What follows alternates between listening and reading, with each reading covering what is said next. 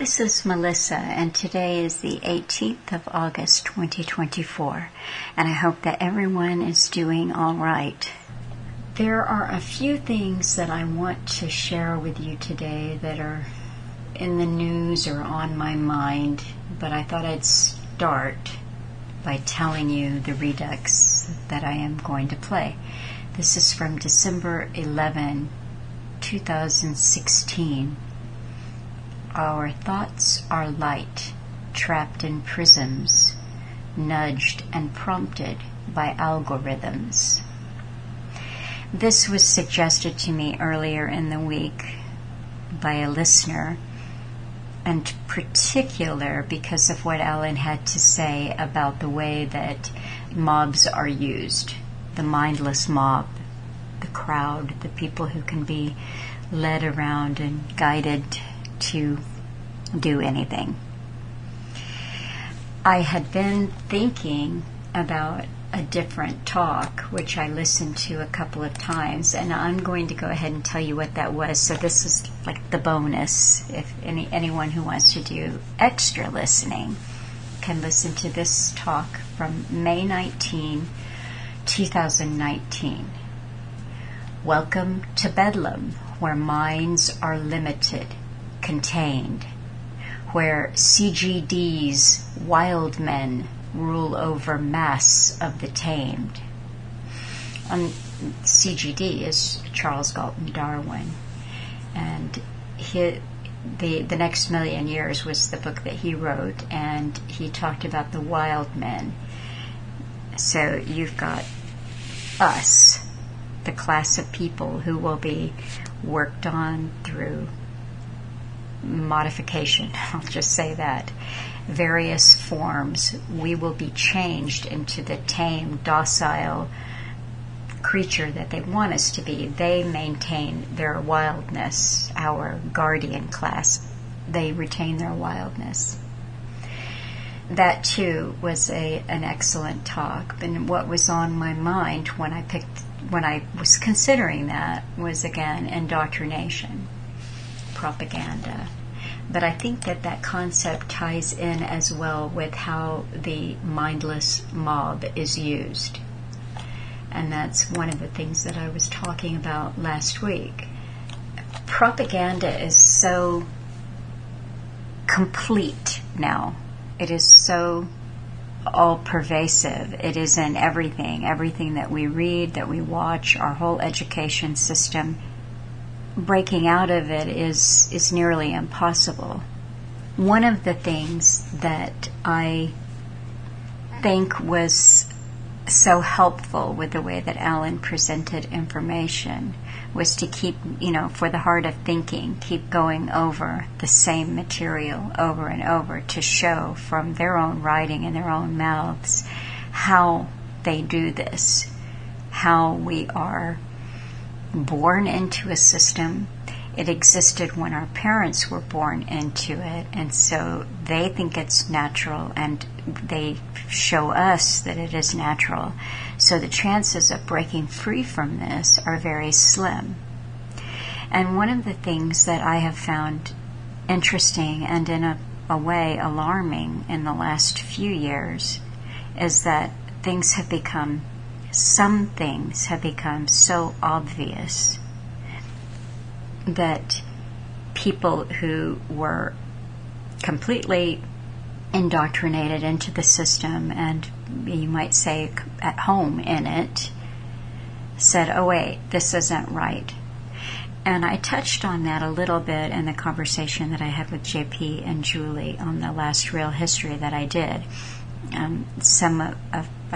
I wasn't able to really reconstruct the conversation as I had to cut myself out of it. And one of the things that was missing, I had told them about Alan's illustration of the two woods and the field in between them, and that the first woods that we're coming out of, that's the forest of our total indoctrination, our programming that has us in the land of Nod. And the other forest that we aim for is consciousness. JP and Julie had brought me the idea. They wanted to talk about the erosion of consciousness from just the point of view of why do people believe what they believe, and why do they fall for things that seem so ridiculous if you just give it a second glance. Well, it's interesting to me because JP and Julie, I just found their work online, some videos that they had made, and I thought that they had an interesting point of view. They were not listeners of Alan, and they were not familiar with his work. And though I have talked with them about Alan, I have no reason to think that they have checked his work out. What is interesting to me, though, is that they have taken themselves, and they've discussed this in their work, they've taken themselves from being so far to the left that they call themselves anarchists. So they went from the left to anarchy, and now they're on a different path, a different direction of seeing things. And so they've arrived at some interesting conclusions that listeners to Alan would be exposed to, such as the scam and the con of the greening sustainability agenda.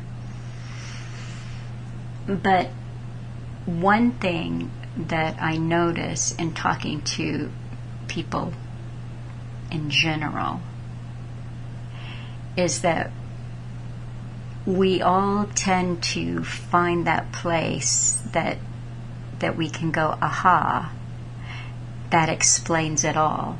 And that's where we stop. And so it might be a group of people that are doing this, where it's this system that is the culprit, say capitalism or communism, or internationalism, globalism, or the Jesuits or the Jews, or you just pick the group. But that, unfortunately, is where you stop, and this is limiting.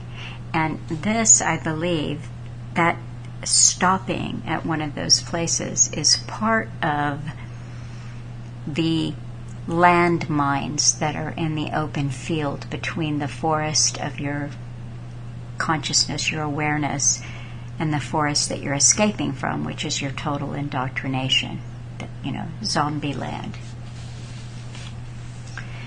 But it is complete. And so another wonderful thing about Alan, he because of his studies and his deep understanding of what was unfolding and what was to come, he had a fairly accurate timeline of what would happen and when it would happen. And so when he first came out and was talking in the mid and the late 90s, and then really hit the ground running in around 2006 with his own talks, he was saying the internet was created for a purpose. We're going to have about 20 years of freedom, and then, or relative freedom with it, and then it's over. He's accurate there, and we have reached the point of it being over. It really is. And that takes me back in the conversation with JP and Julie. They were quite understandably not pleased with the fact that the town square, the digital town square, is not free. So you want to post something on YouTube, or more specifically the interactive sites such as Twitter, which is being called the town square, that the freedom is just an illusion. But I think that this is a fact, and not necessarily a fact that is worth protesting. I think it's just one to observe. In other words, the system was built for us to move us into the next sheep pen, if you will. And And that's all it is. If it's a tool that any of us can use for a short period of time, that's good. But that's not to be counted on. That it has a very limited shelf life. So, like I said, Alan, I think he had an understanding of how much time he had to speak about certain things. And all of you longtime listeners are going to know that come early 2020, his talks got longer and longer and longer. So it was clear to Alan in 2020 that everything that he had warned of for years was here. And it was. And it is. So he isn't here now. I don't know what he would be talking about if he was, or how he would be putting it across. So I can only use my own thinking, infused as it is by Alan, to determine for myself what I think is important and what needs to be talked about. So here I go in a compressed manner to put across a few things tonight that I think are worth hearing about. There are several videos and documents that I want to bring to your attention, and I'm counting on you, if you're interested, if you can be bothered, as Alan would say, to read it or watch it. I think there are some things worth knowing about. But before I embark on that, I want to share a quote from Bertrand Russell. You longtime listeners will be very familiar with. Diet, injections, and injunctions will combine from a very early age to produce the sort of character and the sort of beliefs that the authorities consider desirable, and any serious criticism of the powers that be will become psychologically impossible. Even if all are miserable, all will believe themselves happy because the government will tell them that they are so. The first thing that I want to bring to your attention is a rather mainstream media personality by the name of Tucker Carlson. He's done an interview Friday, August 16, with two people. Casey Means, a Stanford-educated surgeon, and her brother Calley Means, who was a lobbyist for Pharma and the food industry. Both quit their jobs in horror when they realized how many people were being killed by the systems they participated in. So there you go. I just read that from YouTube. This is from Tucker Carlson's channel on YouTube, and I think it's interesting what you'll find isn't in this interview, some rather obvious things that aren't stated, but nonetheless some important statements get made, and it is definitely worth watching.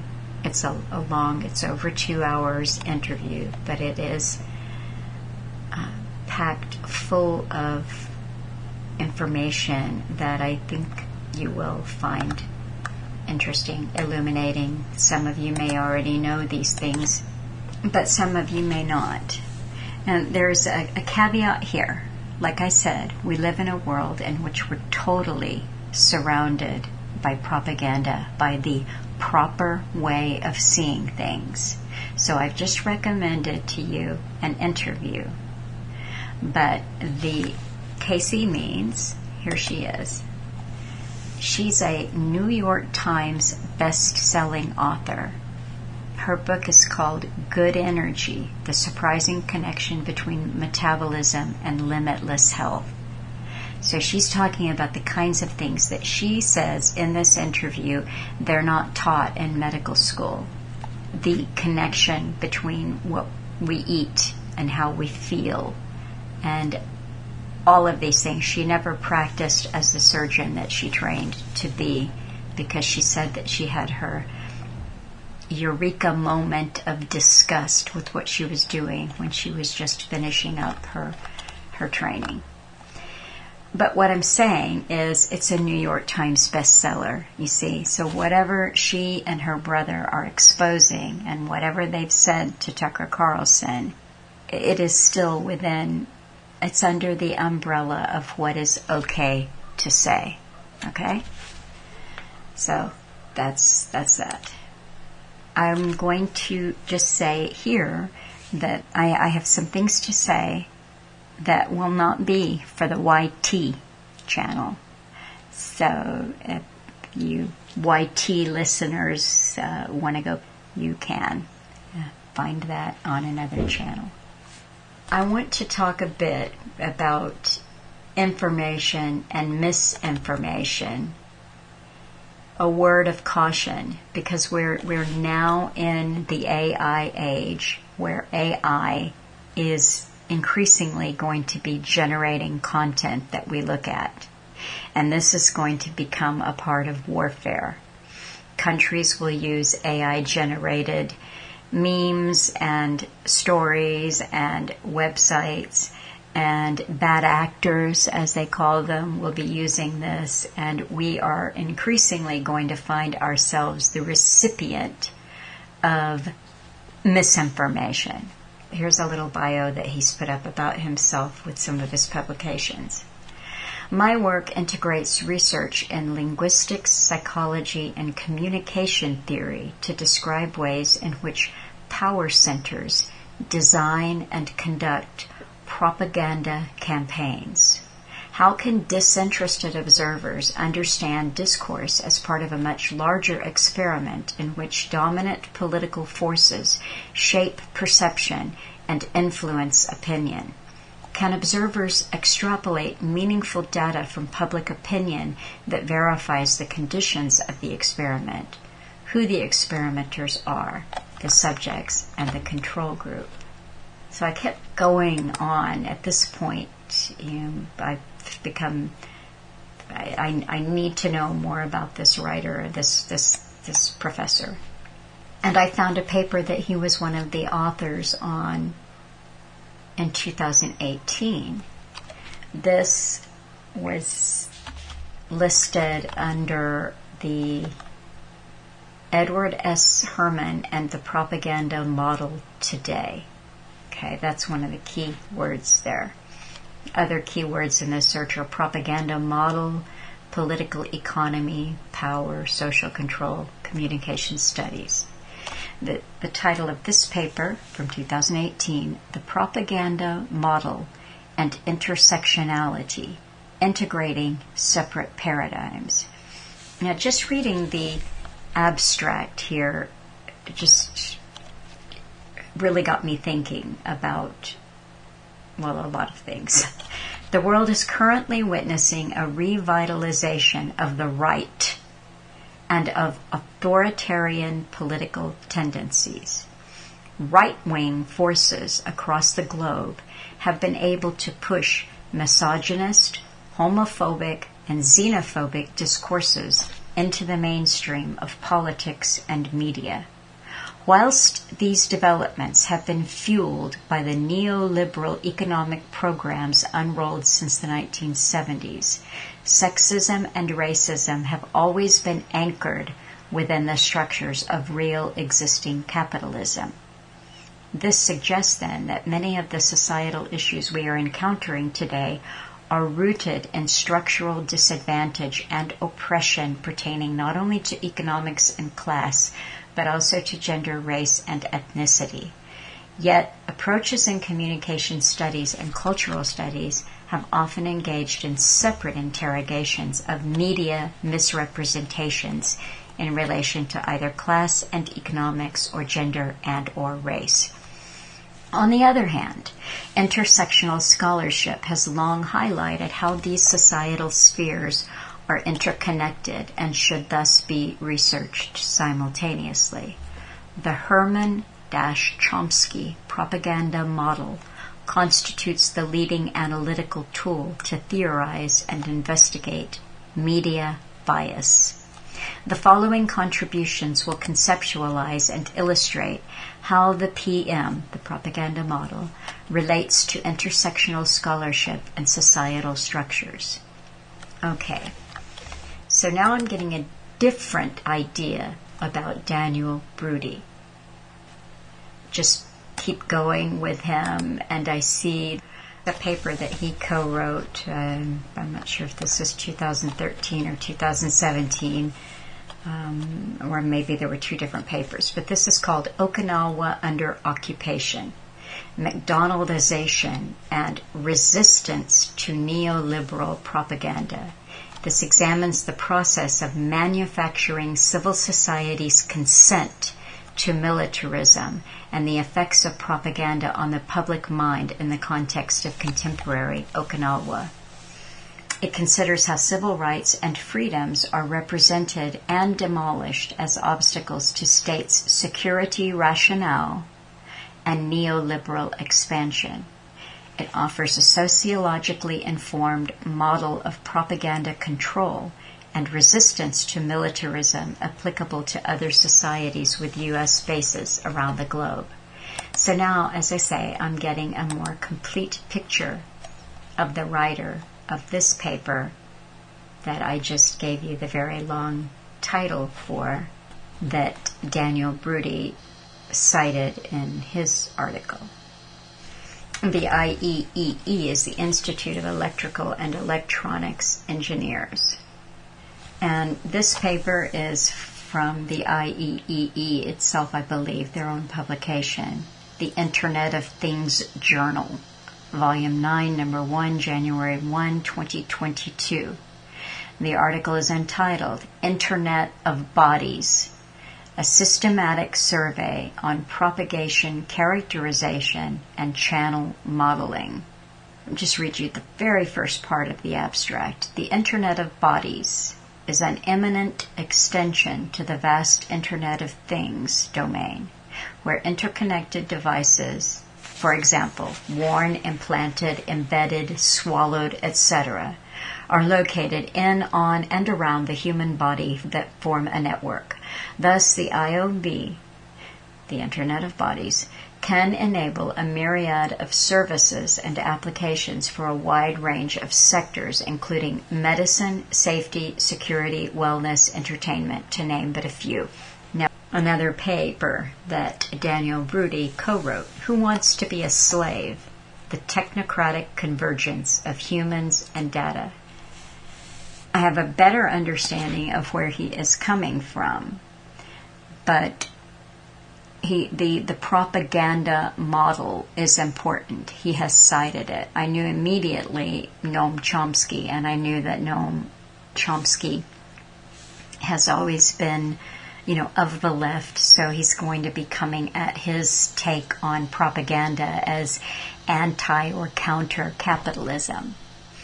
I'm going to link to a paper that Edward S. Herman wrote in December of 2003, The Propaganda Model, a Retrospective. He writes, there's a book that he and Noam Chomsky wrote together, Manufacturing Consent, the Political Economy of the Mass Media. In Manufacturing Consent, the Political Economy of the Mass Media, Noam Chomsky and I put forward a propaganda model as a framework for analyzing and understanding how the mainstream U.S. media work and why they perform as they do. Okay, that book was written in 1988. We had long been impressed with the regularity with which the media operate on the basis of a set of ideological premises, depend heavily and uncritically on elite information sources, and participate in propaganda campaigns helpful to elite interests. So I want to leave that. You can study that if you want. But the reason why I was focused on Daniel Brudi and on propaganda, and particularly visiting the idea that Noam Chomsky and Edward Herman had on the propaganda model, is because I think that propaganda model and everything that comes out of it is probably heavily skewed to the point of, well, perhaps not being that helpful. If it leads to things that were put out in 2018 that I just mentioned, the propaganda model and intersectionality.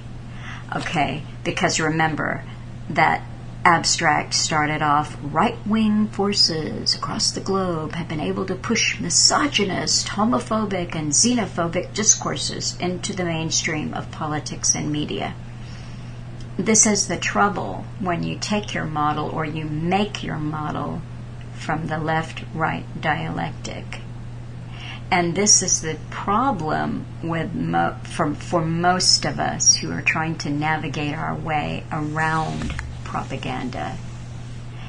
But we can't counter that by going, oh yeah, well, we've got this, and then we pull something out of the air that's rather unverifiable, because the internet is littered with little, I call them cottage industries, that spring up saying they're purporting to tell you the truth. One that caught my eye this week is a gentleman, I don't have his name in front of me, and I am sorry, but he's making the rounds promoting a book. The book might be entitled The Council, and he is going on some of the so-called alternative, so-called patriot website or talk shows and whatnot, and talking about the council. And now we find out the top secret organization that's unlawfully running the USA. And to me, something like this is just rubbish. But it is rubbish that is very skillfully presented. The council, let me just say, I'll just cut it short, it's a bunch of U.S. Inspector Generals and current and former FBI directors and current and former U.S. Attorney Generals, and they have this secret cabal called the Council, which to me is as laughable as, the Illuminati. And they run everything. First of all, I just have to tell you, yes, the U.S.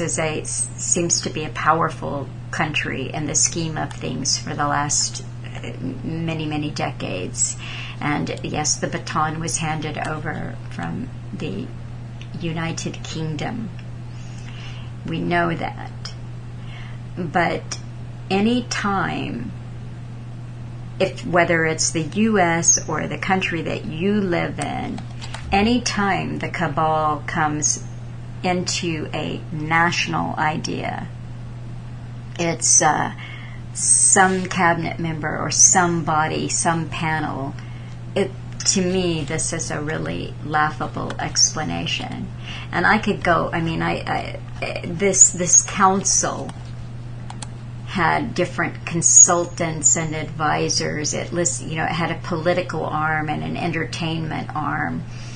And there's President Barack Obama listed. Well, it's just kind of funny because just today an article popped up on my little list of things that I follow, and it says Barack Obama shares his 2024 summer playlist. Charlie, XCX, Tim's, Tupac, Nick Drake, and more. Billie Eilish, Shabuzi, Tommy Richmond, and Bonnie Light Horseman are also among the former president's seasonal selections. He shared his playlist of his current favorite songs for summer 2024.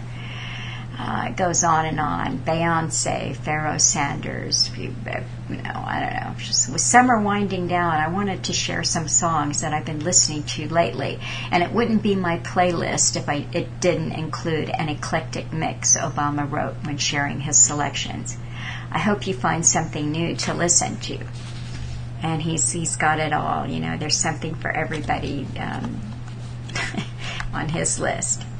And he said in an interview last year that people think he doesn't really pick these songs for the playlists himself. People seem to think, well, he must have had some 20-year-old intern who was figuring out this latest cut. No, man, it's on my iPad right now.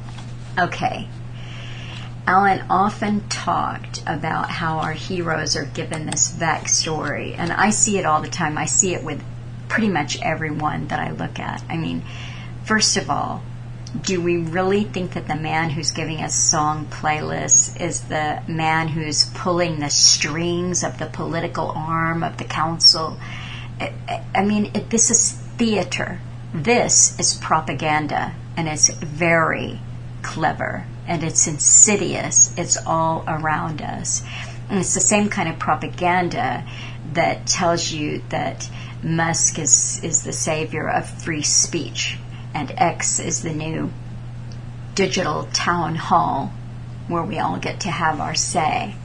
Elon Musk, who has fathered 12 children with very odd names and has a succession of wives and partners, somehow manages to run, not one, but like half a dozen major global corporations, and he's jetting here and there. I mean, we are watching theater. And I pointed out to you last year that Walter Isaacson, who used to run the Aspen Institute as a biographer, and it was he who wrote Elon Musk's authorized biography last year. So a couple of cautionary things in this world of purposely generated misinformation. Well, I'm about running out of time here. I'm seriously out of time. But one other story that caught my attention was Minouche Shafik, who resigned as the president of Columbia University. She was there barely a little over a year. Before that, she had been the president and vice chancellor of the London School of Economics from 2017 to 2023. So I looked at why she resigned. The board and the alumni of Columbia, they did not like the way she handled the protests on campus about Israel, Palestine. And so eventually she decided to step down. But that's not really what caught my eye. What caught my eye was that before she was the president and vice chancellor of the London School of Economics, she was the deputy governor of the Bank of England and permanent secretary of the United Kingdom's Department for International Development. And she also served as a vice president of the World Bank and a deputy managing director of the International Monetary Fund. And she has been a member of the House of Lords as a life peer since 2020. All right. She was born in Egypt to Muslim parents who were both educators. Her father was a scientist and a wealthy landowner, etc., etc. Well, this got me thinking about universities and where they get their money and what their real role is in shaping our understanding of the world and what is important. And this is top down.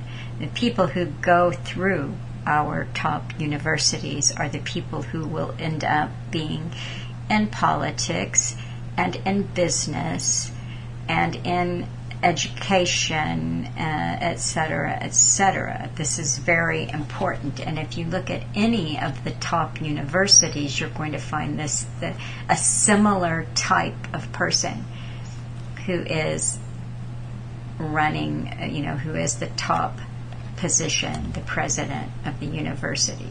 They may not all have the amazing international qualifications that Minouche Shafik had, but they're up there, and they often come from families that are well established. So I leave you in closing with the idea that the system that we're born into, there's not the the quick and easy explanation. Oh, it's them, it's that. And then if we can just blow the whistle on this, if we can just expose that, it's never that simple. It requires of us each as individuals that we have a kind of profound change in ourselves that allow us to focus our attention where we think that it needs to be, that we can pull ourselves out of the fray, kind of get that bird's eye view that Alan was always talking about, and just like a dog with a bone. That one line, I put up a talk of his recently, you've got to be like the terrier and never lose sight of your quarry's derriere. Or derriere. Be like the terrier and never lose sight of your quarry's derriere. You've got to know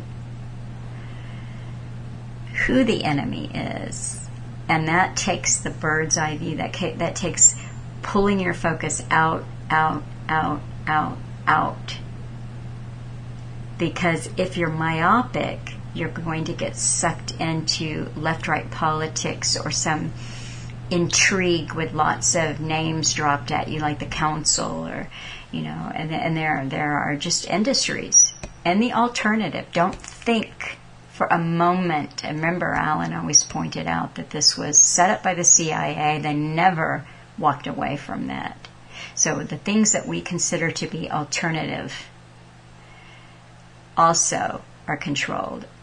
And, Tucker's father was Voice of America. And, we're talking about CIA. We're talking about carefully selecting and grooming journalists, media personnel, academics, and so forth to shape the world that you live in.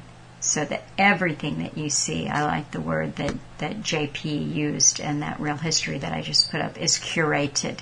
It's curated. By that, you walk into a museum and they have 1,000 pieces that they could show you.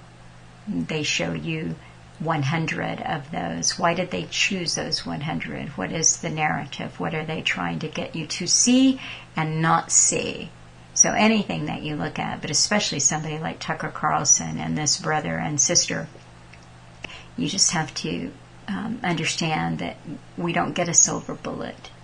We have to have complete commitment to seeing what really is without taking a simple answer.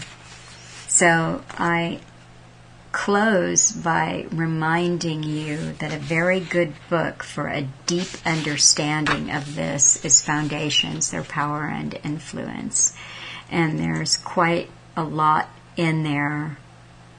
Alan mentioned this an awful lot. I may have quoted this one before, but this is from page 153 of this book. In one of his many radical books, Dare the School Build a New Social Order, Professor Counts, this was published in 1932, said that the teachers should deliberately reach for power and then make the most of their conquest is my firm conviction. To the extent that they are permitted to fashion the curriculum and the procedures of the school, they will definitely and positively influence the social attitudes, ideals, and behavior of the coming generation. What Renee Wormser demonstrates in this book that was published in 1957 was that it was a fait accompli then, and it certainly is now. All of our institutions that we think are ours were taken over a long time ago, co-opted in the Bernays fashion. Don't start something new when you can just take over something that exists. And in this way, the flood of propaganda that we live under is continuous. It is insidious. As Alan said, it is scientifically perfected and it works perfectly on the vast majority of people. And so I wish you all a good week and take care.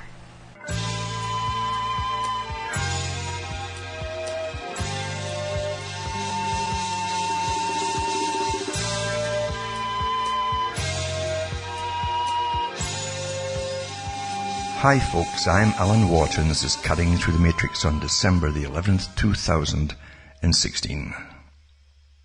Generally what I do is to show you that the big agenda is on course, always is on course, and when there's any possibility of it getting slowed down, it never gets waylaid, but if it's getting slowed down, it simply changes parties and things like that. It's an old trick, because we've been living through this our whole lives, and your parents, grandparents before you. The techniques of managing people, the vast herds of people as they call them at the top, are ancient, very, very, very old indeed. And politics especially is a much more carefully engineered system to try and cater for every group, which they can even create. You can remember that all groups are created, and to be created, they ought to get funded to begin with. And then you have the big Soros-type characters, the so-called philanthropists, that look for new types to create and divide and conquer, divide and conquer, divide and conquer. Then they can use those groups too, either en masse, coming together, networking together and protesting the same things, or you can spearhead society off into a different direction. Everything is power, everything is control, and herd management. The average government today really just engages in herd management to an extent, where all the big players, the big NGO players, the guys who control the NGOs and create them and fund them at the top, you find that they're the guys who direct the future. And they're all on board in one big club at the top. And I'm not kidding about that too. You'll never find one of the so-called multi-billionaires becoming a philanthropist and going off on some other tangent. It's always the exact same belief that they'll put out there. They don't have to think about what they believe in. It's already written out for them, because most of them are actually front people, these so-called geniuses that you are being taught to believe in. They're front people. Go into the history, for instance, of even the British old Secret Service, Secret Intelligence Service, and you'll find that they had front organizations, many front organizations, which were actually big, real corporations involved in armaments and things like that. The CIA is exactly the same. They did it on a much, much bigger scale. All kinds of real corporations out there, and anything to do with technologies and emerging technologies, they must always make sure that they're in charge, and it's theirs completely, because they never give all of it to the public. Because power is control of these things. When you have the control and the use of the most advanced technology and you suppress it to the public, then you control the public. It's quite easy. But you must always put out your front men that you pretend they're geniuses. And they're well taken care of for their whole lives long. And they'll parrot off the occasional nonsense to the public who parrot it like they're gods or something. And because most folk are followers.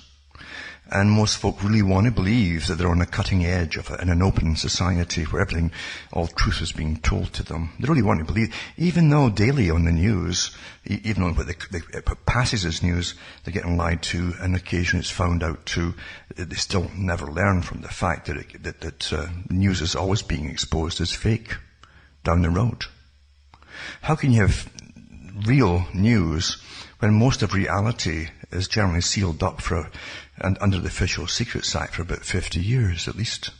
Even the NAFTA agreement for Canada, it was put in a bunker for, I think, up to 2030 or something.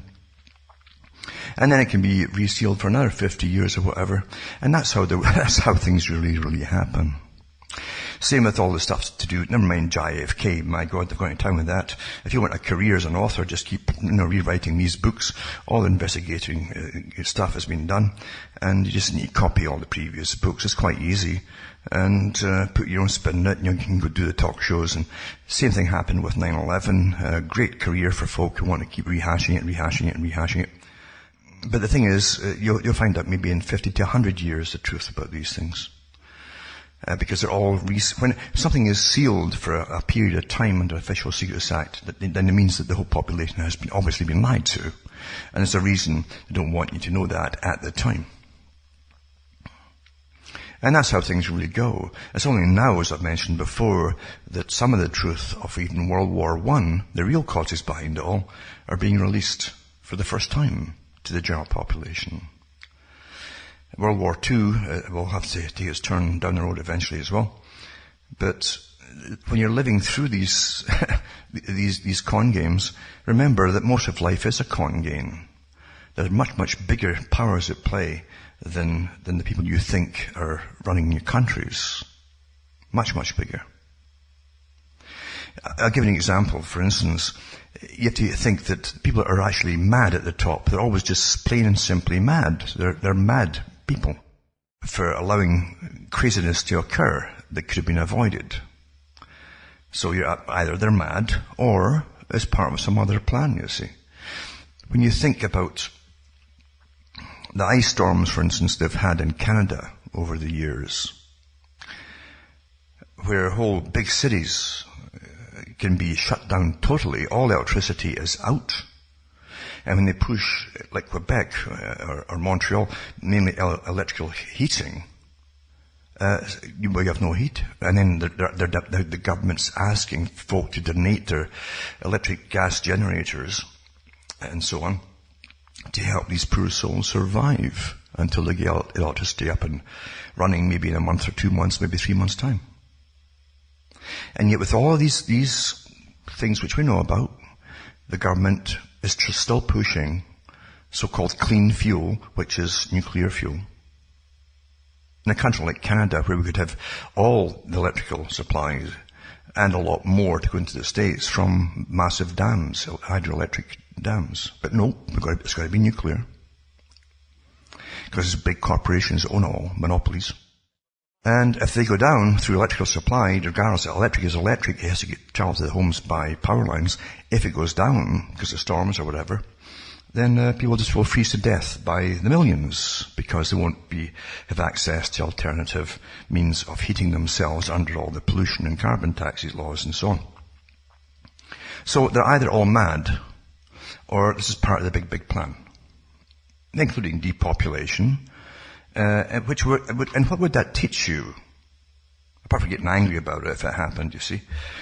What would it actually teach the population, and how would they spin it across to the public? Because every disaster which is created or caused or planned is always used by those at the top who know how to use and manipulate by techniques every tragedy.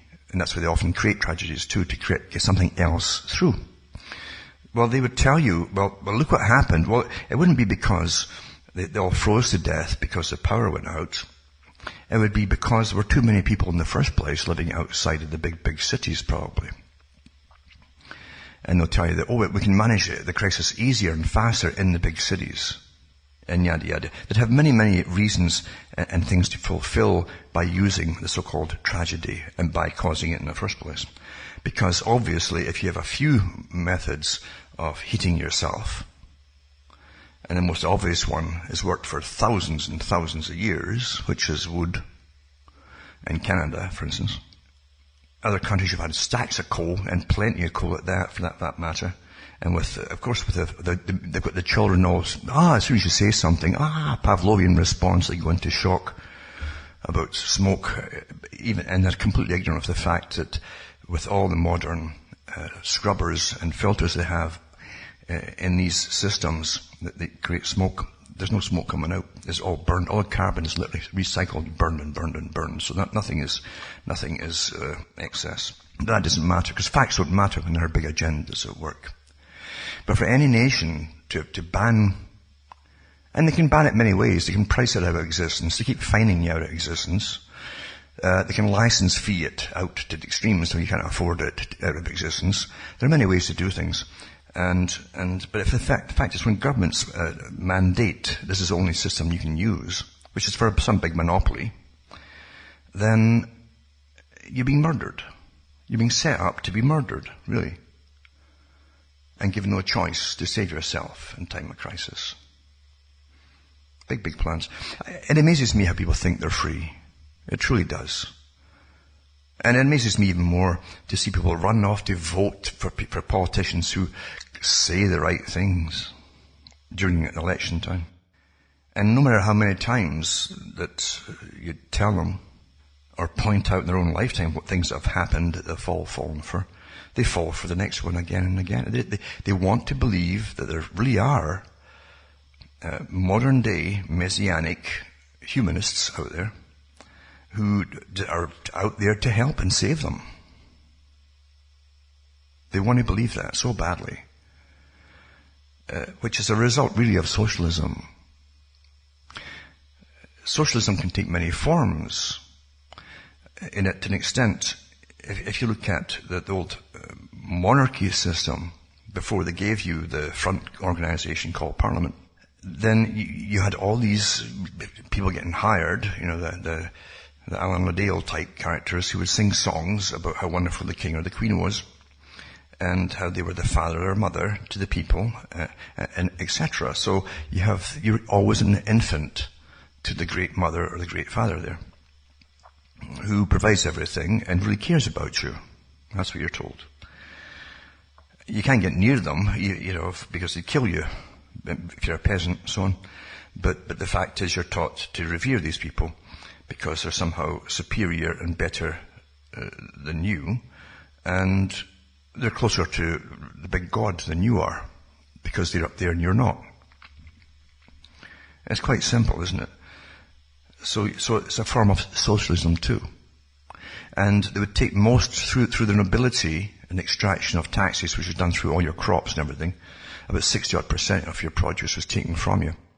And a little bit was left in non-intentional farming techniques was for you and maybe your family, maybe a few helpers, and for the animals and so on that you had. That was standard taxation in the feudal system. And you were proud of it too, and you loved the king and queen because you didn't love them because they could actually, they get word of it because in all ages they've had their spies out there, listening to chitter chatter, and punishing you, generally severely, if you say the wrong thing. It always reminds me of someone else who'd obviously been well trained in espionage and spying, and who actually was a member of MI5, as many of the authors were during World War II in Britain, and that was George Orwell. But he did know, and he wrote it in his book 1984, a lot of giveaways about the technique of how it all runs. And he mentioned that when Winston was being tortured by O'Brien, it wasn't good enough that he simply repeated what O'Brien wanted him to repeat. Winston had to start to believe it himself, that it was true. And that's always been the way of it. To torture and torture and torture you until you believe the king or the queen is your mummy or your daddy, your great mother or father. And that's what they called them across in the British Empire, countries across Africa, etc. Queen Victoria was a great mother. But you had to believe it. And people who were rather primitive, as they call it, uneducated, would often believe it and be utterly shocked and despair when supplies for food during a famine didn't come. Things like that. It's sad. It's terribly sad. This natural instincts of trust don't belong in a system where the psychopaths rule, because they belong in a system where decent people help each other. It doesn't mean you're all perfect in any way at all, but you're pretty well decent, and you'll help each other during crisis. The psychopath wants power for themselves. Helping other folk dispenses the power. You don't want to share the power, you want to have it to yourself, so you want the monopoly of power of things which they need. Food, water, and then everything else from there. That's how it works. And all those great philanthropists that stir up revolution across the world for their own reasons and purposes know this too, as power, because that's what they use as power. And they know how to upset the power structure in a country in order to swing it over so they themselves can take over more and more power in those countries. It's sad but true, isn't it? But people are truly trained. And again, innately, they're trusting people. If you're born in a simple tribe, say 100 people, maybe less, you would naturally have trust because you're all dependent on each other. Everyone's dependent on each other in a simple tribe. And that's a natural way to be. Natural trust. It doesn't mean that they're foolish. They still have their laws and their regulations. Very simple again. And it's easy to manage too, the laws, the simple regulations, because there's only a small number of them. If there's no money involved, there's no monetary system which is an access and a route to gaining more power, then they can remain that way for a long, long time and helping each other out when they have to. The deviancy creeps in with money, where the psychopath, who can't exist without this system, by the way, the psychopath can take over by conning the gullibility of a trusting people, by promising them things. And the psychopath knows to cause a problem and then put himself forward as a savior to save them all. Very old technique again. This history is full of this kind of thing. But when you bring money into, the psychopath can then hire as many goons as he wants from all over. It doesn't have to be from the tribe, to police and keep in check all those people that he now rules over. Money distorts a lot of things, and money enables the psychopath to survive and live awfully well. You'll find in every primitive culture to have techniques of dealing with the psychopath. And I'm talking about primitive, I'm talking about natural cultures that don't use the money system. And they're small enough groups that their survival really depends on each other. Someone coming in and causing dissension. And a psychopath is fantastic for manipulating other people to start arguing with other people. That's their technique of disempowering people, or even getting rid of a potential superior by chit-chat, and then it comes down to, oh, well, so-and-so said that, not me. And then they're all arguing with each other. Then the psychopath gets promoted up above them. That's how the corporate business world really works. And politics too. But the psychopath in a simple system doesn't survive very well. He's reduced to stealing, because he won't work. He won't work. He might put on a show of working for a little while, but it can't last with them. They don't have it in them. They don't believe in working for themselves. They believe that you should work for them instead. And that's why they hone the skills of manipulation. They're born with them, excess skills, and they use them to perfection. And how many are destroyed in the process of them getting up there themselves, it doesn't matter, it's irrelevant. And that goes down to world wars, for instance, and everything else combined.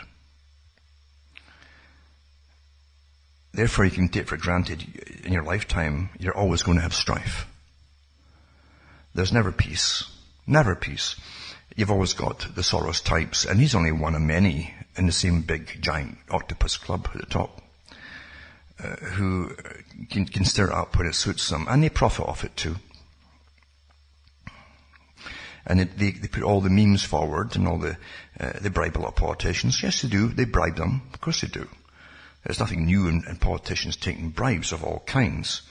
And I've read many articles over many, many years about that kind of thing happening. Even the doctors get it too, by the big drug companies, big special holidays abroad, all the best of this, best of that, and all the good-looking females thrown in it, all that kind of stuff. You know all these stories. And you can check them up yourselves, and you can find that they're true. And that's the system of money, which tells you what's important, what is valuable, and what is not. Let's be honest, gold is not valuable as far as a metal goes. It's only by the ones who tell you what value is. The ones who brought you silver, gold, diamonds, and what's valuable and what's not. And then end up, the ones at the very top of those groups end up running your cultures through their banking system and their fake lending system, their chronology, because it's all based on chronology, as you well know. And chronology can be kept going for an awful long time, like the Wizard of Oz. And if you want to collapse it whenever it suits you, you can collapse it too, and it's always to get something else through for your own benefit, not for the public. That's how everything really, really works. the cunning men, the crafty men, the men who do things with craft, as they always said in their secret societies. But most folk are not crafty. Most folk believe what they're told. And most folk react immediately with emotion. And that's why you're used so easily. And that's how you can create flash mobs. I've read the articles from the military talking about flash mobs being created and how they could be used, which means they will be used down the road. And a mob is a mob. It's a mindless mass of emotion, where some instigator, someone who understands techniques can whip up the emotion immediately, blind raw rage, and then lay the trail down for them to follow to enrage them even further, and then they're convinced, and then the mob are used for your bidding. And that's what's happening now, as you well know, with the policing of the net getting further and further into what was planned a long time ago. They talked about it years and years and years ago. And I knew, for instance, that the computer was only meant to be supposedly, I mean, I stress supposedly, free in many ways for X amount of years to get you all on it. It was imperative to get everybody on the planet on the internet, because that's how they can completely police you daily with your consent, and you do it quite willingly. Most folk do it quite willingly. And it's much better than the old Stasi style, where they had to hire one or two of your friends to spy on you. And as pretty well everybody in Eastern Germany had people spying on them at some time in their life and reporting to the Stasi, the secret police. We have a much better system because you think you're free. And here's the internet, and oh yeah, you get lots of oohs and ahs and wows on it, but at the same time you don't think about the power technique of it and how it's used by the rich and powerful who gave it to you in the first place, and how they'd eventually police it when now it's the time to police it rigorously. And then out of that comes a whole bunch of new laws of the thought police, which are going to get put into operation, complete full operation, very, very shortly, in fact. And once something's on the books, it expands. It doesn't have to go through any more debates. You simply just amend it and expand it until you're completely covered and you can't move, mentally or otherwise, unless it's approved. But we live through this, and we live through the fact that people are emotional creatures, and we do live through the fact that the techniques of mass manipulation are very old. The same techniques too, where they drill up people to go off and kill other peoples abroad somewhere for wars. Same techniques. Blind raw rage. And then of course, when the public start to do this blind raw rage and attack who they're told to attack, then things happen that are foreseen by those who decided it all in the first place, and then the laws come out, and then you're all hamstrung, as they say. You're all tied up. Cause and effect. It's very much like, and understand what I'm talking about, it's very old. And shortly other talk show hosts will be part of what I'm saying probably this week, because there's certain ones out there that do that all the time, including even take my bio, by the way, and put it on theirs. But anyway, you'll find that the founding fathers of the US knew all this stuff too. They all knew the stuff. It's like when they came out after writing up their constitution or their agreement, and Franklin was asked, what kind of government have you given us? And that's very telling itself that you've given us. But he says a republic if you can keep it. Well, every American today thinks they've got a democracy, and most of them are totally ignorant of the difference, because they have been living in what seems to be running as a democracy their whole lives. But it's not. A republic has a set of rules that can't be bust or broken by incoming groups of politicians, which eventually change the entire system. That's why a republic has all these rules of what it is.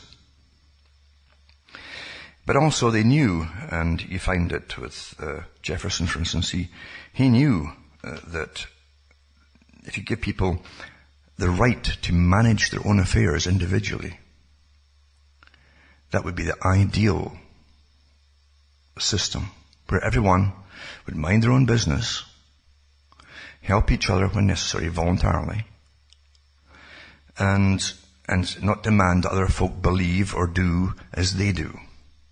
And then you force it on them by law. He knew that. Because if they didn't do that, then government would then rule man.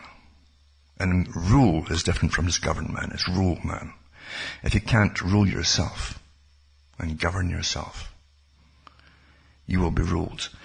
And all people do all the time is consistently show that they can't rule themselves. They can't do it. Mind you, they're not encouraged to do it because the system run by the big monopoly men at the top have given you all the pornography to make sure that you're hypersexualized. And probably you'll stay that way until you're about 50, maybe longer. Until that dominates your lives and nothing else will really get done in your lifetime. And it won't matter in a socialistic system. But there are many, many ways that you have to rule. And the first thing you have to do at ruling yourself is thinking for yourself. Why is this article out there? Think about it. Think about the consequences if you acted on this article or that article or whatever it happened to be. And then say, who wants me to be happy or angry or non-committal? What would they benefit by me being so? Because I'm not kidding you, these techniques are used against everyone, every day of the week. I said years ago, if I see a mob forming in the street, I'm going to turn and go the other way. I don't care what they say they're there for. A mob is what's portrayed, remember, in the old Frankenstein movies. There they are. There's the monster, get him! And they're up the hill there and want to kill him. That's the mob. If someone's trying to turn you into a mob, who are they? What will they benefit by doing so? Do you understand the whole topic? Etc., etc. Folk don't think through. They really don't, do they? It's sad but true. Too long in this morass of socialism, as they call it. And don't think you understand socialism, even if you're a socialist, because you don't. You'll find that decadence always is pushed and pushed and pushed and pushed until those people that were supposed to going to benefit from socialism end up being decadent themselves. Not because they're eating too much or something like that. It's because of all the things they're told to enjoy, which end up destroying everything that kept them valid in the first place, which is a family unit, destroyed, gone. Selfishness is all that matters. Me, me, me, me, me. And then they're into all kinds of things which have no function in nature whatsoever, and they go extinct. But then when you also have the committed, idealist, crazy people at the top, which isn't very often you get that at the top. There's always someone much higher who's not so crazy. Demanding that you stop driving your cars, demanding you all get into the big cities, demanding that you only use electricity to heat yourselves, and that's all you'll have, which is setting you up, as I say, for mass disaster. Or abuse, because after all, they can start rationing electricity, which they will do under the Agenda 21 agreement. There's all techniques. Financial is always one of them. The more you use, the more you pay. And if you can't pay any more, then you have to go on rationing. And then you're rationed, just like Britain, it already is, and so many thousands die in their homes every winter because they don't have all the fuel credits. That's socialism. Control, control, control to death. And then you're trained that your life has no real value except to the state. And once you hit a certain age and you get sick, then do the right thing and take the euthanasia pill and get out the way. That's already being encouraged, folks. That all that goes hand in glove with it. Do the right thing. Do the right thing. And then eventually everything becomes normal and expected. This is expected way that you go. Do the right thing. We don't want to spend money to treat you and make you live in there 20 years. No. Die, do the right thing. After all, you're just a common person. You know, a good socialist. It's all really in our faces. All of it's in our faces. It really is. The point of those behind Agenda 21, 2030 and all the other different titles for the same thing, the same agenda for the whole century, remember, the 21st century. All has to be accomplished this century. Massive reduction in populations because they don't need you anymore. They don't need you at the top. The top folk don't need you. The elitists, the ones who own you and own your political systems.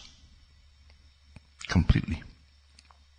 And they've been dying for a long, long time, so to speak, to have you all die off much faster and faster and faster. Which you're doing already anyway with your cancers galore and your massive glycophosphates and everything else that you're eating. It's all allowed by law. As long as you don't all die at the same time, then no one gets suspicious. We're managed like a big herd.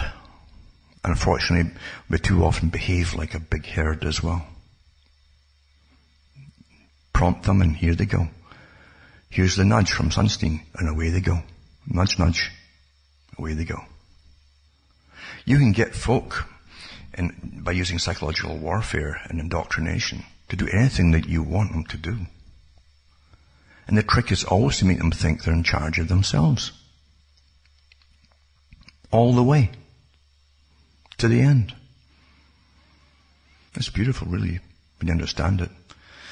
But then again, they've had all the time and money in the world by studying us, because they create the money, just print it up. And technically all the other people at the bottom work along their projects for them, the people with the brains, and feed all the data upwards. So it's no real mystery as to how they can manage to manage us at all in such incredible detail. But yeah, we do have incredible monitoring on all of us. All of us do. I've done too many stories over the years on this admitted policies and admitted techniques that they use on all the population, all the time, and why they gave you the internet in the first place. They couldn't do anything they're doing without it. They'd have to give you just better and more TV shows if they didn't give you the internet. And TV itself was one heck of a powerful weapon. And Spielberg said that himself. It changed everything. As all behaviorists know, you put something scientifically created into the environment. And what environment? Any environment. Cell phone towers, for instance, on hills, or everything that's used computer-wise in your home or in your pocket. And your behavior changes. Anything at all, your behavior changes. Put something different. The TV did it, and folk rushed home to see their favorite serial because it left you with a cliffhanger the night before. Or your boring job, which most jobs tend to be boring for most folk. It was driving you crazy, and you're on home to see your comedy. Get a bit of light relief and your indoctrination along with it. So television could alter behavior, and it did alter behavior. Before that, radio did the same thing. They did all the experimentation with the serials and the cliffhangers with radio long before the television. And they also managed to change people's opinions about different things on behalf of their masters through talk shows on radio long before the television came out too. Here's what your opinion should be, and people would adopt the opinions very, very, very easily. When you see how many psychologists, psychiatrists, behaviorists work on all your favorite television shows, then you should ask the opposite questions. Why are they all working on what seems to be entertainment? But then again, most folk won't. Because we have an infinite capacity to be entertained, a craving, a real addiction. Because life right now is pretty well boring, isn't it? When you get past a certain stage where you don't have to hunt and gather, as they love to call it, for basic survival, where most of your day would be basic survival, especially in the colder climates, then you have free time in your hands. If you have free time in your hands, you could improve your ability to think for yourself. Or your masters, which they will do, and they always do, make sure there's lots of things that they provide for you to, and you'll buy it or rent it or whatever it happens to be entertained, to make sure you have the right entertainment and you don't start entertaining yourself or thinking for yourself. Your time could be a problem to your masters. They had big talks in the British Parliament about this at the end of the Industrial Revolution, or in the middle of it actually, because you had all the different the do-gooders there wanting to cut the work day down by an hour or two, from maybe 16 or 18 hours down to maybe 12. And the masters who owned it all and who owned Parliament at that time said, oh no, the people might have time to think for themselves, and they might chat in their free time, or they might go to pubs and drink and exchange viewpoints, and that might be cause problems down the road for us. And partly they were right, eventually right, because after, say, World War I, then World War II, you had this, again, the creeping socialism coming in, and the socialists themselves don't realize they're getting used by other powers, often outside their own countries, for different directed means and ends than the ones they imagine. It's no coincidence that the bar started to put televisions in every single pub until no one could hear themselves talking anymore for these ridiculous sports, screaming and yelling matches in the pubs on the television. Nothing is coincidental. And for those who think they're actually exchanging lots of viewpoints and got more freedoms than ever through the internet, or they're tweeting, or whatever it happens to be, think again. Think again. You're given instant, immediate access to your thoughts as they happen, to your masters who know how to head everything off at the pass. Because you're telling them what you're thinking. They can tell too where your kind of thinking might lead to. It's all algorithms. People who thought this will then think this. So you're given nudges and prompts to where to go next. And then you'll think you came to your own conclusions on something. No, you didn't. We're given a gift to think for ourselves, and very few folk ever take it for themselves. Isn't that awfully sad? Isn't it awfully sad that millions of people go to their deaths never knowing what really is going on? Part of the reason most folk don't ever really know what's really going on their entire life is that they're rushed through life. They're distracted through life. And they're frightened through life by the authorities. Always tell, oh, you're going to have a crash, a financial crash. Oh, you're going to die in poverty if you don't get enough of a pension. Oh, you're gonna. That's how folk rush through lives. Never really knowing what's really going on. And the big boys at the top just laugh away. Laugh, laugh, laugh. All the time, laugh. Because they themselves will never experience any of these fears, ever. And they know it too. Can you imagine being born into a family that never have ordinary fears of poverty, of ending up on the street because you can't pay their rent or mortgage or whatever it happens to be? Or thinking, well, I can't afford this operation, it's too expensive for me. Actually, let's improve it Canadian-wise and say, for the likes of me, because that's what they're really training you in Canada. You see, you're just a little peasant. A good socialist peasant, because you don't rock the boat. But do the right thing, take this pill, it's cheap, and where you go. That's how things work. And that's how you're all being trained all the time.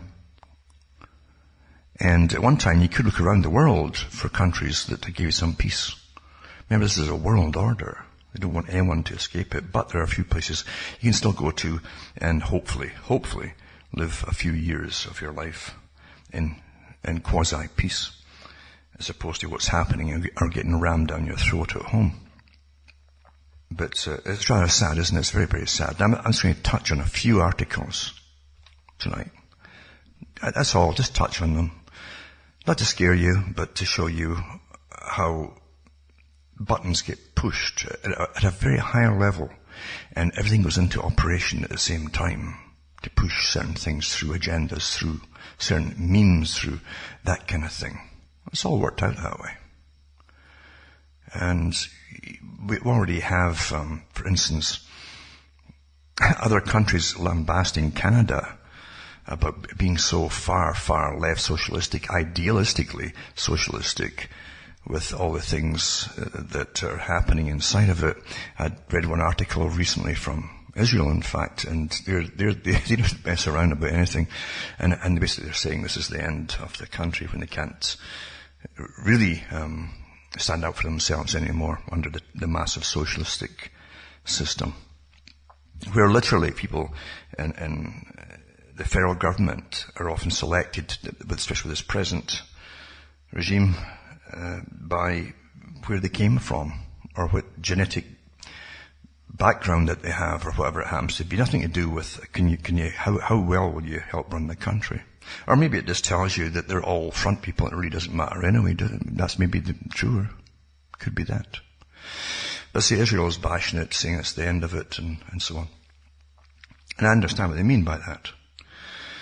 But then you look at what's happening under this, as the whole world supposedly going socialist, this strange thing that they still train the people that's all for them, that they're all equal, it's all for them, and what a lie, what a lie that is. Right? But they keep telling them that. And I guess people want to believe it, don't they? They really want to believe that. See, freedom is not belonging to a special group. But they appear to turn it into that, don't they? You have to get elevated. And I mean elevated, not equal, but elevated into a special group above all the majority of the nobodies to get noticed at all or get special rules that affect you and save you or protect you, whatever it happens to be. And even these special rules, they'll help you get ahead in life with your job. Not, are you good enough for the job? Do you know the job well enough? Or any of that. No, it's special group. I'm a special group person, and I'm employed because you need special group people in the federal government or the local government or whatever it happens to be. It's all nonsense. And that is mad, of course, if it really comes down to that, isn't it? It really is. Because then eventually you become staid and stale after a while until you have to belong to a special group. And it just goes into absurdity. More absurdity than it already is. Anyway, this is the kind of nonsense you get fed right now. I mean, Canada's I always think about Bezmenov, who defected. That wasn't his real name, but that was he from the Soviet Union, and he eventually worked with the CBC Canada. And he said, and it was the Soviet Union that he worked for, not the modern Russia. And he said he'd make more true communists in the CBC than he did in the Soviet Union.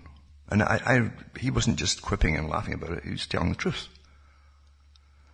Because the true ones, see, people in the Soviet Union knew they better play the game, or it could be rather fatal for them.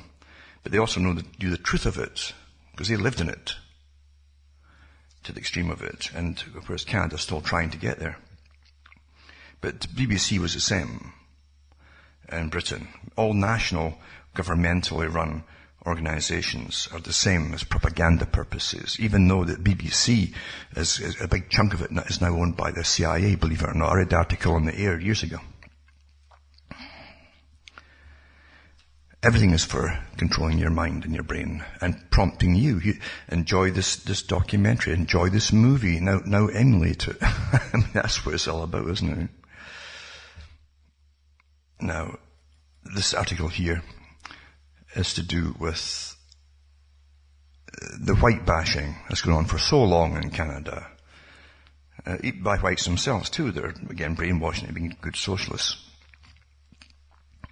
It says CBC has produced a bizarre music video hailing an inevitable future where white people are made extinct. Well, let's rephrase made extinct. You see, that's under the definition, even at the United Nations, of genocide.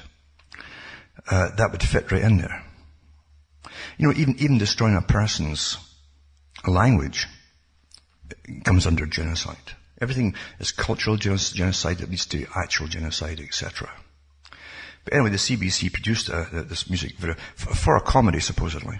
It's okay, you can put in comedies and mock different people. It depends who you're mocking. Doesn't it? Very much so. Depend who you're mocking, isn't it? And anyway, an inevitable future where white people are made extinct. The video, which was produced for the comedy show, the star has 22 minutes and stars Canadian actor Sean Majumder, says a beige horizon where we're all going to look the same is inevitable, and mocks how pure breeds are losing their grip. Now, they're awfully selective in who they pick for mocking it. Isn't that true? And it's unfortunate that the silent majority of people in the world who are pretty decent put up with this kind of stuff. And they don't want to rock the boat or annoy anybody and so on. But you can imagine that there are groups out there that you could have done the same too, the same kind of thing too. And they'd be screaming to high heaven, it'd be mentioned in Parliament, and oh my goodness. And everybody would be immediately biting their fingernails, oh, do something about it. And because you see, as I mentioned from the article condemning Canada and what's happening in Canada from Israel, they know in Israel that the squeaky wheel gets the grease. And you never let it squeak. You always scream. Scream, because you can't allow things to start. That's the key to it.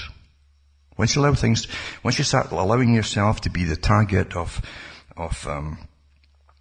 ridicule of all kinds, and slander, and nastiness, you're as well as just, going the way of the dodo bird.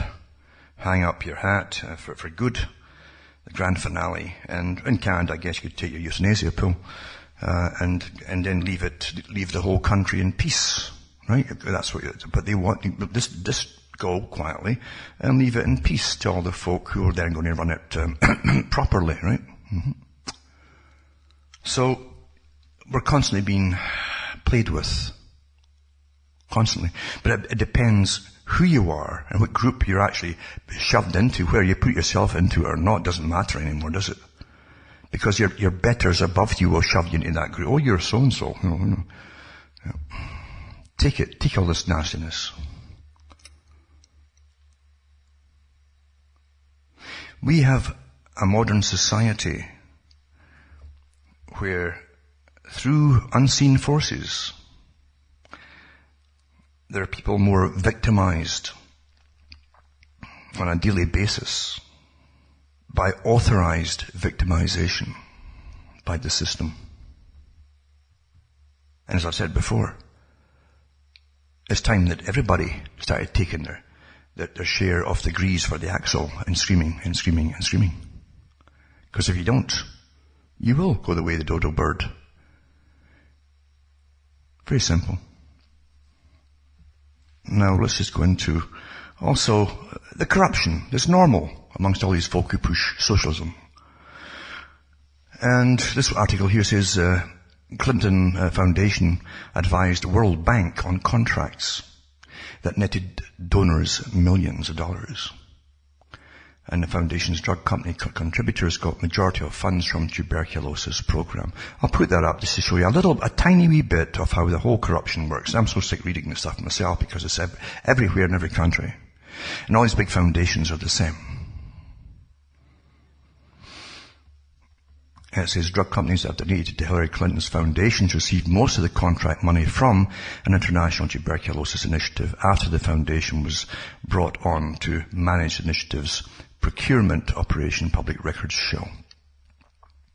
Now remember too that these big charitable organizations work with the World Bank, the private bank called the World Bank, that works with the Bank for International Settlements, set up by the Royal Institute for International Affairs, private club, CFR. They own them. And all these big philanthropists work with them. Eh? Isn't that amazing? Eh? And you help finance it too. And as I say, the Clintons and so on, they worked with them, and big bucks pass around, and again, a lot of your money to pass around, and went really into obvious pockets, because it certainly didn't end up going where it's supposed to go. And then you get this one too, for those who remember Julia Gillard in Australia, who was a Prime Minister, who became a head of some big philanthropic organisation, and it says the biggest donor countries behind the $4.6 billion global partnership for education, chaired by Julia Gillard, warned they could withdraw funding unless they were shown evidence of improved education outcomes for children in poor countries. Everything is to do with helping, isn't it? That's where the psychopath goes. That's where he goes into politics. He doesn't say I go into politics because I want to scam everybody and become incredibly stinking rich and powerful. He says, I want to help people. It's the same thing, isn't it? Anyway, it says, since 2003, $4.6 billion is poured into developing countries. $370 million of this from Australian taxpayers as the equivalent over the past 8 years. Ms. Gillard, who has been chairwoman since February 2014, pledged $270 million of this while she was Prime Minister. And then who's she working with? The World Bank again, same as the Clintons. Well, it's a coincidence, isn't it? Yep. That's how it works. It's all coincidences. The biggest crooks always hide behind respectability. The more respectable they seem to be because they put so much money out in propaganda, then the more corrupt they are. That's just how it really is.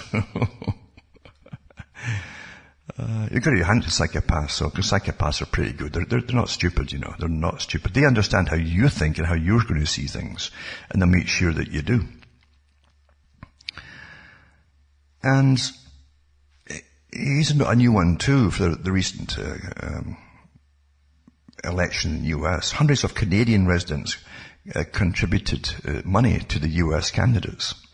It says hundreds of Canadian residents, including a former Conservative Member of Parliament and an aide to a Liberal Cabinet Minister, have been contributing money to the US election campaign, CBC News learned. The vast majority of the contributions from Canada went to Democratic President candidate Hillary Clinton, naturally, and Bernie Sanders, or to the Democratic Party. Of the more than 450 individual contributors identified by CBC News, only 2 contributed to Republican presidential candidate Donald Trump. And this goes on and on and on. To do with all the incredible progression, really legal progression of hacking you by governmental organizations and so on. Things that they've been doing since the beginning of spying on us all, completely, all the time, even though it wasn't quite legal to do so under that. Never hadn't written the laws to stop themselves doing it. Now they're simply writing them all the laws to allow themselves to completely spy on you all the time, from all kinds of sources. One article, FBI to gain expanded hacking powers as Senate effort blocks. Fails. They tried to stop it supposedly, but it failed. In other words, they paid off somebody. And investigatory powers bill, politicians exempt themselves from new wide-ranging spying laws. So, again, I love socialism because it is so equal, isn't it? And politicians have exempted themselves from Britain's new wide-ranging spying laws. Quite something. You're rather fed up with humanity, don't you? It's just repetition. Again, because psychopaths end up at the top anyway. And those psychopaths, the senior psychopaths, always make sure they train the younger psychopaths to so continues, and things are very boring and monotonous because they're so repetitious. Another article, the FBI will now find it easier to hack your computer no matter where you are. And the change effective Thursday affects Rule 41 of the Federal Rules of Criminal Procedure, which are proposed by the U.S. Department of Justice and approved by the Supreme Court of U.S. Allow federal investigators to seek permission from a magistrate judge in, say, Texas to plant hacking software or on a computer that's disguising its location. They're way beyond that, folks. I love how they pretend they're not. They're way, way beyond all that stuff. Every computer and everything you buy electronically has already got the chips in it for spying. It's quite something, isn't it? I can remember when I was very small thinking about the documentaries they'd put out on scientists playing with rats and mazes and things like that and teaching them to pull little levers to get a seed, etc.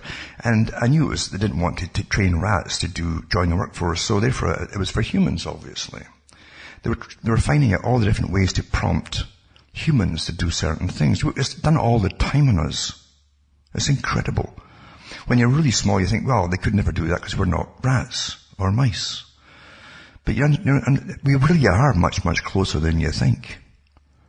All they have to do is give you all these different cards for different stores, and save $1 here and $1 there, and folk grab them, and next thing you know, all the stuff that they're buying is being recorded and sent off to different agencies, including governments. And then you bring out the internet, it's even better, and then you end up with the article here, which is where it's all supposed to go. It's to do with China, which, believe you me, is only doing what I'm sure every other country is doing as well. It says in the US, big data is a major trend that's been adopted by almost every major retailer in an effort to figure out the precise way to convince Americans to buy more stuff they don't need. In China, big data is all about population control. It's really about all control of the population. That's really a better way of putting it.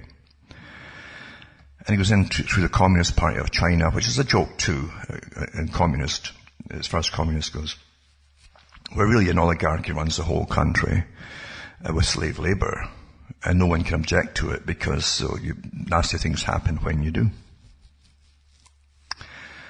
But China, remember, is still the United Nations model for the whole world to copy, if you haven't quite got that yet. They've said it many, many times in their own reports. China is the model state for the whole world to emulate. They run the country perfectly. And everything's orders, but from the top, there's nobody bitches about it or complains because you can't. So it works awfully efficiently from that point of view. Anyway, I'll put this article up tonight to show you all different techniques that are used and doing little rat projects on us. Because it's not just China, as I say. It's a bit of a joke to claim it's just like China. We are way ahead of that too in so many different ways on prompting the public through their various prompts and nudges that they use. There's a thousand times a day from different sources through marketing companies and your government as well. And it's so easy. It's sad, isn't it? So easy. If you just say it's going to save you so many dollars, if you just get this card or you just do this, and or you get so much free. Oh, it's so sad, isn't it? When you're giving up your freedoms of all kinds and privacy because a little fringe benefit of some useless piece of rubbish that's going to be thrown in there. Isn't that sad? That's how easy it is to manipulate human beings. Isn't it sad? Isn't it terribly sad, folks? But that's the way it is, isn't it? Awfully sad, terribly sad, that. Tragic. Terrifying. But look around you. Look around you. It's too easy. Anyway, from Ontario, Canada, from myself, Alan Watt, where it's snowing and way below freezing already because of global warming. It's good night to me. Your God or your gods go with you.